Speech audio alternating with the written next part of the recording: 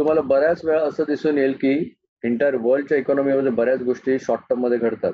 गेल्या 3-4 वर्षामध्ये खूप काही चांगलं घडतंय. याचा अर्थ मॅक्झिमम लोक इंडियाच्या फायनान्शियल मार्केटवरती ओव्हर कॉन्फिडंटली आहे. आणि यापैकी जे जे लोक ओव्हर कॉन्फिडंट आहे ना, यांना फायनान्शियल मार्केट करेक्शन झाल्यावरती काय करायचं यांच्याकडे प्रोसेस नाही आणि स्टेप्स नाही. तर शॉर्ट टर्म मध्ये बऱ्याच गोष्टी घडतात वर्ल्ड इकॉनॉमीमध्ये.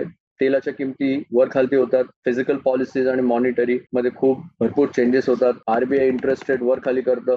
डेली रुटीन मध्ये आपल्याला लागणारे जे कमोडिटीज आहेत त्या कमोडिटीचे प्राइसेस पण खूप फ्लक्च्युएट दिसतात ना तुम्हाला फ्लक्च्युएशन मध्ये. तर शॉर्ट टर्म मध्ये असणाऱ्या अशा बऱ्याच घटना रेग्युलर बेसिसवर घडतात आणि बरेचसे लोक शॉर्ट टर्म इश्यूवरती ओव्हर फोकस करतात इन्व्हेस्टिंग केल्यावर. जर तुम्ही शॉर्ट टर्म इश्यूवरती फोकस केलं तर तुम्ही लॉंग टर्म जर्नी बिलकुल विसरून जाता आणि long term wealth creation game पूर्णपणे माइंड मधून स्किप होऊन जातो.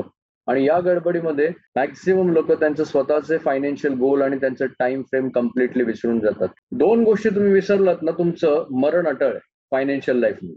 तुमचे फायनान्शियल गोल्स आणि टाइम फ्रेम.